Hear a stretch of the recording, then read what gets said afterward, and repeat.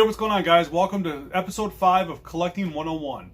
And today we're going to delve into Roseville Pottery. We're going to touch on the history, popular styles and patterns throughout the years, and the value. So let's get started today with history.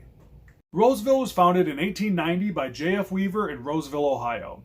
Some of the first products they came out with were flower pots, umbrella stands, and stoneware. Now, from 1895 to 1898, Roseville purchased the Midland Pottery Company and the Stoneware Company to help expand their product line. And in 1900, they hired Ross Purdy to help create their first ever piece of art pottery called the Rosane. Now, he made this to compete with Rookwood and Weller Pottery, which were two huge companies at that time. Now, by 1901, Roseville actually owned and operated 4 plants while also employing over 325 people. In 1904, Roseville hired Frederick Reed as their first ever art director. Now, he stayed on until 1909, but was actually responsible for 4 of the most popular lines of products, for Roseville, which were the Donatello, the Juvenile, the Mostique, and the Palio. Now, by 1911, the most expensive pottery saw a huge decline. So Roseville shifted their focus to a more easily produced pottery. Now, by doing this and knowing what the market conditions were, they actually were able to stay in business while also producing some of the most popular styles and patterns at that time.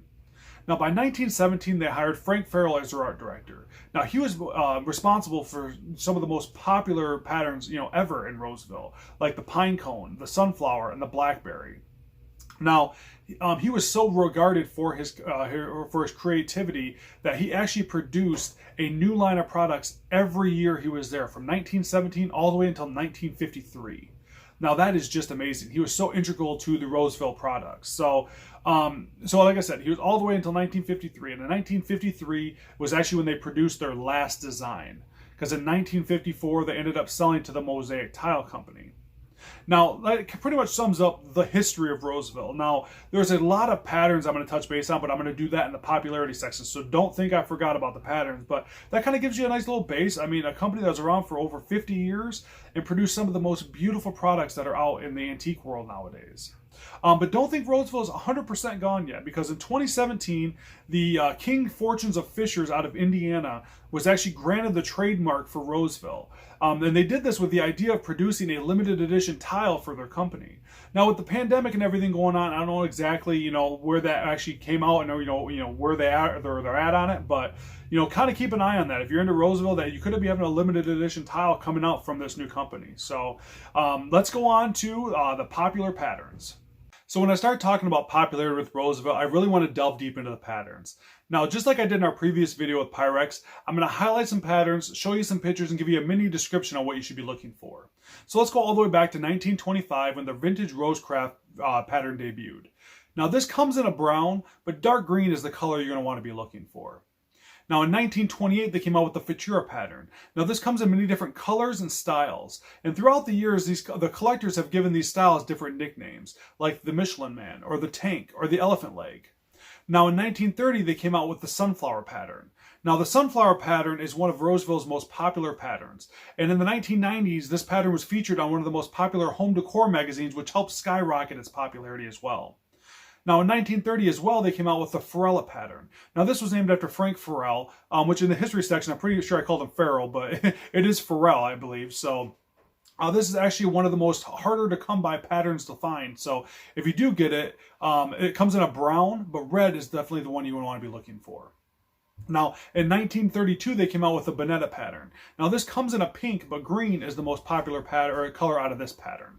Now, in 1932, they also came out with the Blackberry pattern, which is some bluish blackberries on a green vine with yellow, orange, and green leaves, and it's very sought after by collectors. Now, in 1933, they came out with the Cherry Blossom pattern. Now, that is tan with white, or it comes in green with pink, and the green with pink is definitely the one that most people are out there looking for. Now, in 1934, they came out with the Laurel pattern. Now, that comes in a green, red, and a yellow, with green being most popular amongst art and craft collectors, and red and yellow being most popular amongst Art Deco collectors.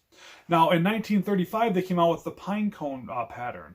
Now, this is probably Roseville's most successful, and the pattern they produced the most shapes of as well. So there's 75 different shapes that feature this pattern, which is, easily the most out of any of the patterns that they have. So definitely one that collectors are out there looking for, and definitely one you should be out there looking for as well. Now in 1936, they came out with the fuchsia pattern. Now, excuse me for looking down, I just want to make sure I get these colors right for you guys. Now this comes in a green, blue, and a brown, and is very popular amongst Art Deco collectors. Now in 1940, they came out with the white rose, which comes in a blue, pink, and brown, and it's been on over 56 different shapes, which just shows you its popularity that this pattern is on so many different shapes, and it gives you a lot to look for if you're collecting it as well. Now in 1941, they came out with the bushberry pattern. Now this comes in blue, green, and orange, and it's featured on 61 different shapes. Again, just like the white rose, it shows you that there is a lot of, if this pattern's on so many different shapes, it's definitely one you're going to want to be, out there looking for. And it gives you a lot of options if you're going to start collecting it, because it gives you a lot to look for. Now in 1946, they came out with the Zephyr Lily. Now this is featured with blue, green, and brown. And in recent years has become very popular amongst collectors. And the popularity is skyrocketing. It's probably one of the most popular up-and-coming patterns that Roseville offers. So definitely one you want to be out there looking for. So like I said, guys, this is just a few patterns that I touch base on. There's a lot of different Roseville patterns that are really cool out there. Like I talked about with Frank Farrell doing one pattern, a new line a year, every year. I mean, there's definitely a lot out there you guys can be looking for. And this was just a very few, but definitely some really cool ones I wanted you to look at. So let's go on to value. All right, so let's delve into the value of Roseville. We're going to start off by talking about condition. You want your pieces to have no cracks, no chips, and no repairs. That's going to get you the highest amount of value for your Roseville. Now, if you do have chips, cracks, and repairs, understand it's going to take 75 to 90% off the value right off the top just for those issues. I think we all know that right now Roseville is at a down period, for value. But that just tells me it's the best time to start collecting it, because you guys can get these amazing pieces for a lot cheaper than what they were going for. I mean, pieces that were getting $800 to $1,500, you guys can get for $100 to $200 right now, which is amazing to think about. So, and even the smaller pieces that were going for $100 to $200, you can get for $20 to $50 right now. So it just tells me that right now is a great time to get out there collecting. I mean, some of the harder to come by pieces are probably still going to have a good value on them, especially if they're in really good shape. But just your common pieces to start a collection, it's a great time to start doing it right now. Now, with any popular piece, there's always going to be reproductions and counterfeits, and Roseville is no exemption. So always make sure you're looking at the bottom mark of your Roseville pottery, and make sure you examine that to an authentic one and make sure that's legit, because that's one of your first telltale signs is if the bottom is different from the normal bottom of a Roseville. Sometimes the R's are different, or if it's missing a USA in the bottom. Just a few things you want to look for. And always look at the glaze and the design and make sure those are the same compared to other authentic Roseville pieces. It's going to take a little bit of research, but you definitely want to make sure you don't have a reproduction or a counterfeit, because the value is really, really far away. If Roseville's down, picture of a reproduction or a counterfeit Roseville piece, it's definitely down even farther. So always be on the lookout for that. All right, guys, that's my delve into Roseville.